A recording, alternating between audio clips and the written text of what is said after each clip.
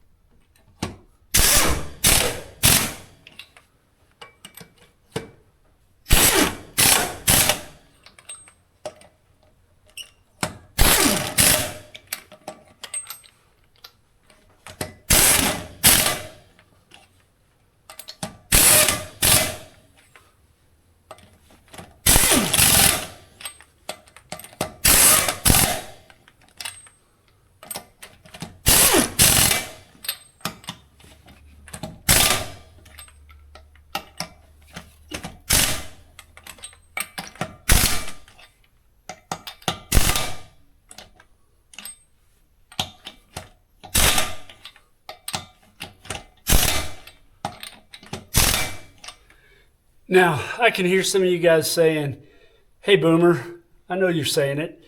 They make battery-powered impacts now that have more power than this old pneumatic.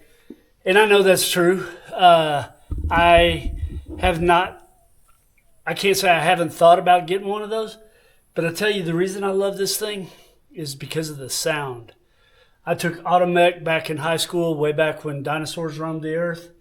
And we didn't have battery-powered impacts back then. All we had was the pneumatic. And there is something about the sound of this thing that just gives me a little chubby. I don't know why, but I would far rather use this than one of the battery-powered ones.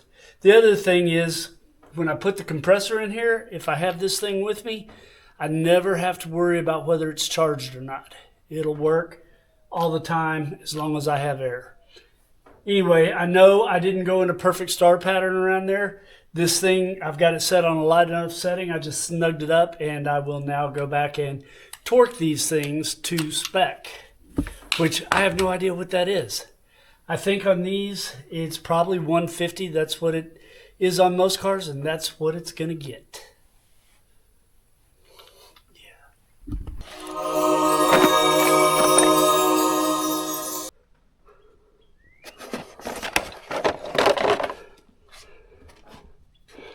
Behold the Harbor Freight torque wrench. You know, people hate on Harbor Freight a lot. And let's see. Yep, 150. They hate on Harbor Freight a lot, but I've used this torque wrench several times now, and it seems to torque just fine. Let's see.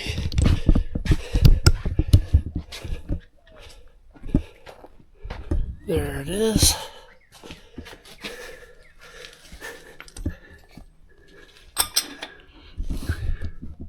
See if I got those right.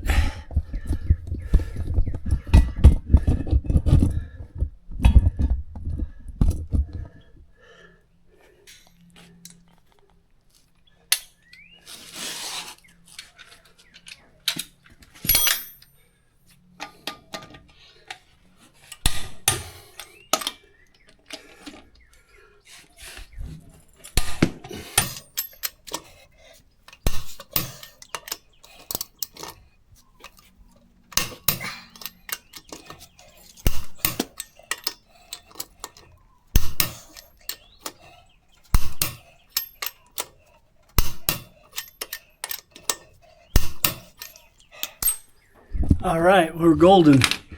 And for those of you who are curious, our crooked lug nut is still crooked. So that 150 pounds is nowhere near the force it took me to get that lug nut off of here. And I'm just going to leave it there as a reminder. Don't over tighten these things. It's not necessary, and in some cars you can actually bend a rotor. I don't think that's going to happen on these 1-ton axles, but on a Ford Escape, it just might. I know it's only 2 inches, man, 37s and 39s. You wouldn't think that would be that dramatic a difference, but man, those look tiny compared to those. I guess also because that's a 12.5 and that's a 13.5. But still, yikes.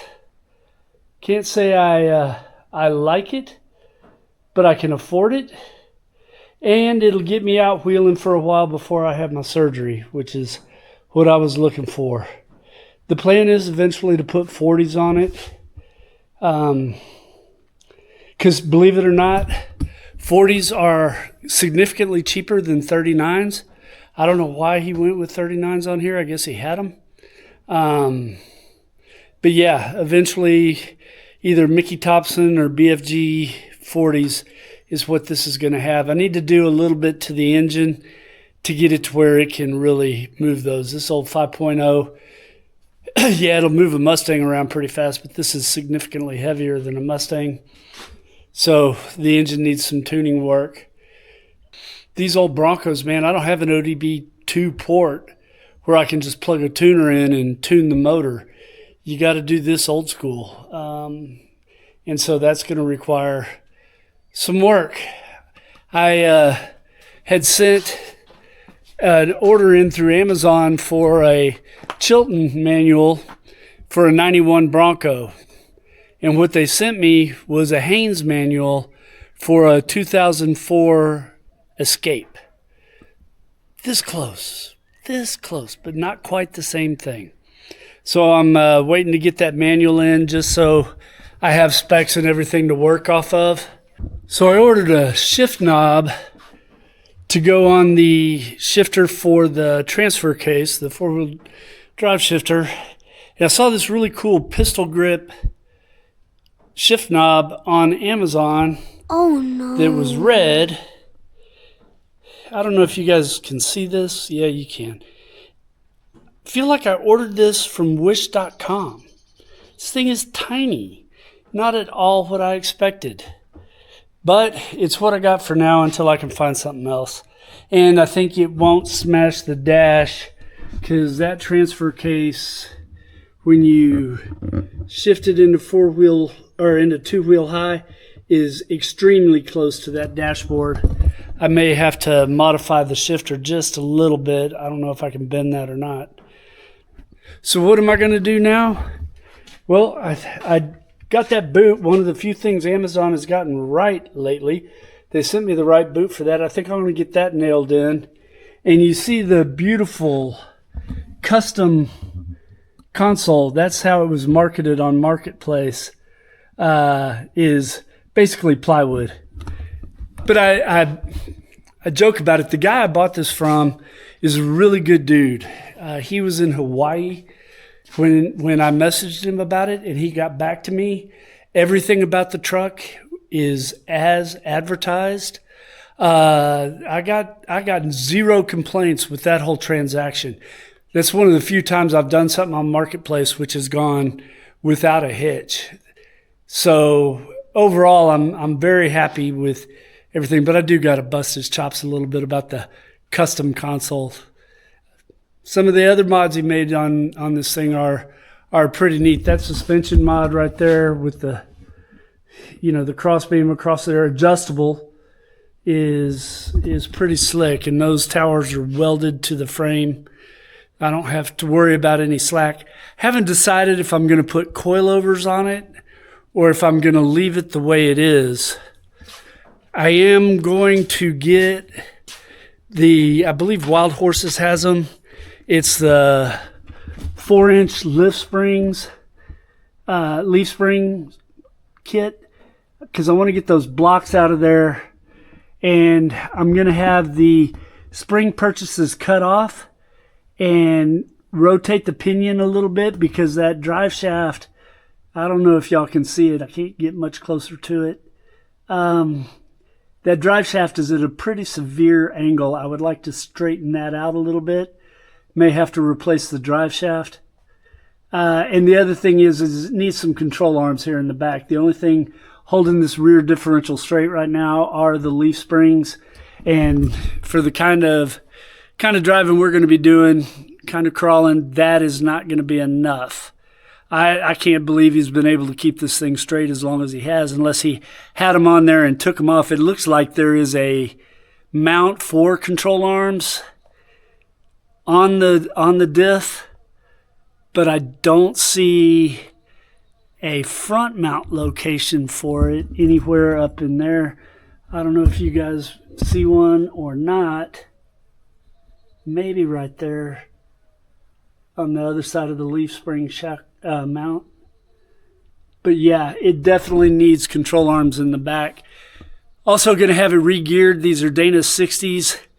And I think with the stock F350 gearing, that was 354.